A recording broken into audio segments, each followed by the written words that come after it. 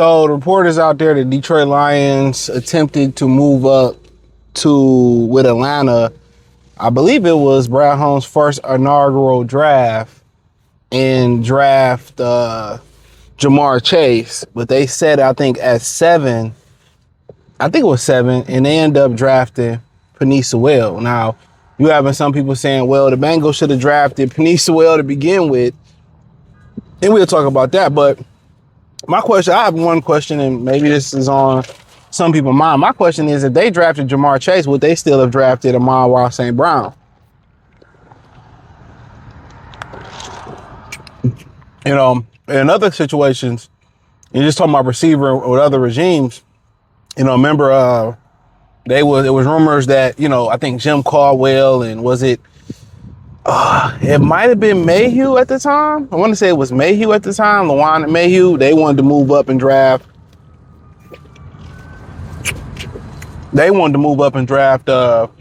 Remember Sammy Watkins? Remember that? They wanted to move up and draft Sammy Watkins really, really bad. And obviously, they thank God they didn't. I don't know what happened with Sammy Watkins. He was the truth coming out of Clemson. You know, remember that whole year? It was Sammy Watkins. It was Mike Evans. It was Jarvis Landry, Odell Beckham. Some fell. And then you take another step. If you take another step, right?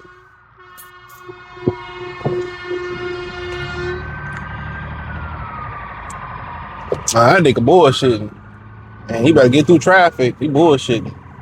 That motherfucker way back there. But yeah. He wanted to, we could have drafted Odell Beckham and we took Erica Ebron. You know? So yeah, there were, you know, situations draft-wise. There were situations draft-wise that, I mean, we literally, you know, could have took other receivers. And then Brown Holmes came out about a month ago, some change, and said his biggest regret was not drafting Puka Nacua, who went, I believe, in the 5th round. So some of the receivers that the Lions could have had over the last, 10 to 15 years, I mean, it's ridiculous.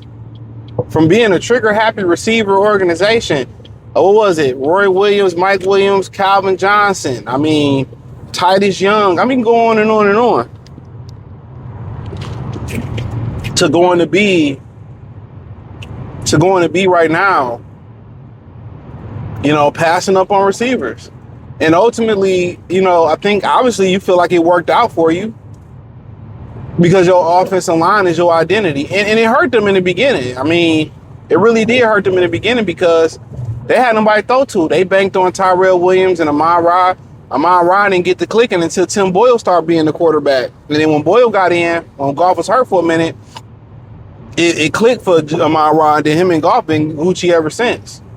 And they really won a game. Because remember, Tyrell Williams only played a couple minutes, couple snaps, and he got injured.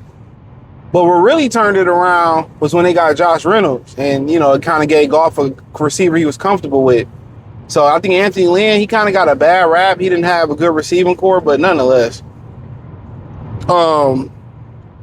Eventually, that became the identity. Guys like a Penei Sewell. That became the identity of this team, was the offensive line. And with all the reshuffling that they did, you know what I'm saying? The reason that offensive line continues to go in the right direction is because of guys, the mainstays, whether it's Sewell, Taylor Decker, Graham Glasgow, it's the mainstays. You know, it's the guys that's been cemented into this offensive line, you know? And they continue to drive guys to come up behind some of them guys. And like I said, I mean, I'm not mad at it. I think they came out on top drafting them. You know, a guy that's impactful. It is your team's identity. And Jamar Chase, you got to pay, $30-something million for? And not even to win the game. Now, should the Bengals fans feel like, oh, we should have drafted Penei Sewell? I mean, over the years, they drafted a lot of top offensive linemen in Cincinnati. You got to ask yourself, what's not working? Are we picking like New York, the Giants? Are we picking bad apples, or is it the coaching?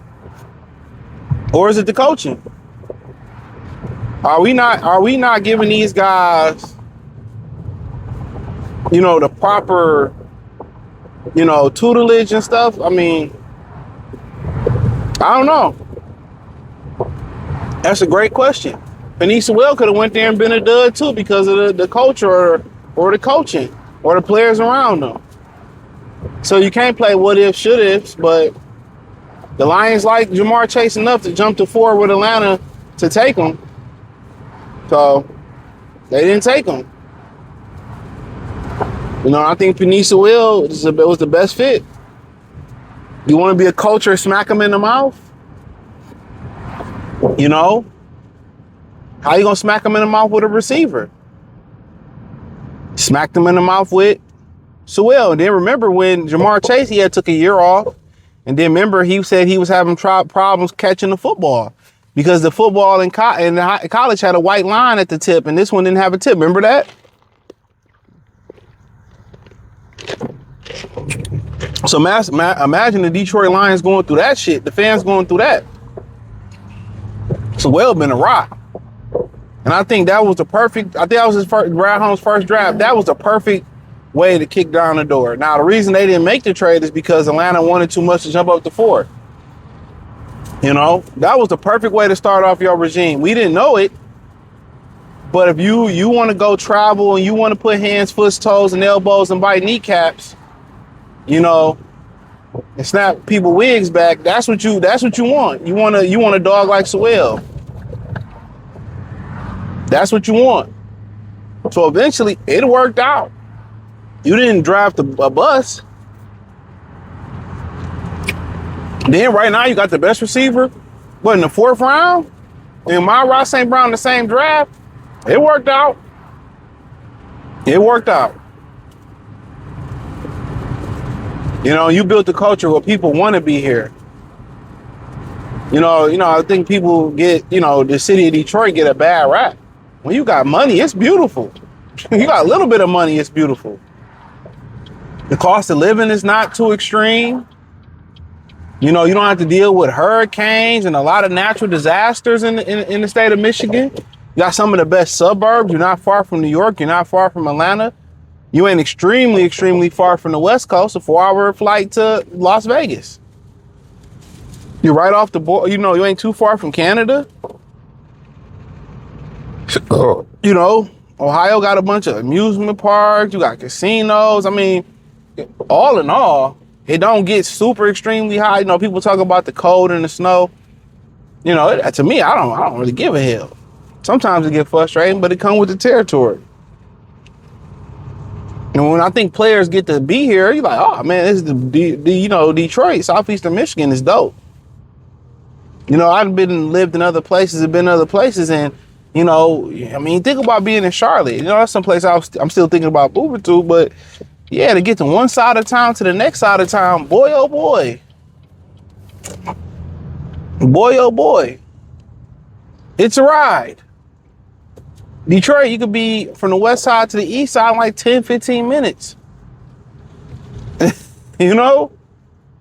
So, yeah, I think you get a bad rap, man. It's beautiful. I mean, the downtown, they reshaping it, and I think it can be a lot more, and it is getting there. It's a lot more amenities going down there. You got Gucci stores, Apple stores, a lot of development down there, a lot of houses. Apartments going up down there. So it's becoming a safe haven. But personally, I wouldn't mind staying in Michigan. It don't bother me none.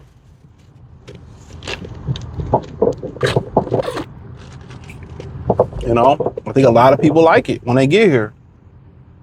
Especially if you black, it's a really, really black city.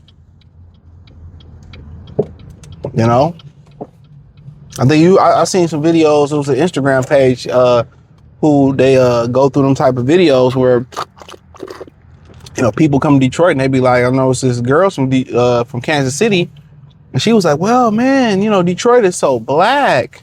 I've never been a place with so many black people, and I'm just like, what? Yeah, you come here and you know, the interracial thing is like really going wild everywhere, right? But it didn't used to be like that. Like here.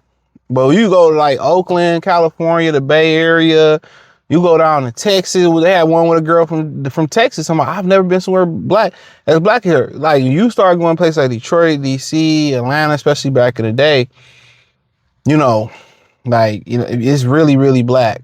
You know what I'm saying? Like, I think people don't understand how black, you know, especially those places were back in the day. So it wasn't, you know, as you see, like how y'all used to seeing interracial stuff probably in Kansas City, Texas, you know, out there in the Bay Area, South Central LA or the South, you know, California and all that. You know, it ain't used to be like that out here, you know. Like here, you know, it ain't used to be like that. So for us, it's a shock, you know, but for them, it's been their way of life. But I just wanted to say that, man. Hit the link tree. Find me everywhere. It's the first link in the description. Find me on X, Instagram, Facebook, Kick, Twitch, the whole 9. Peace.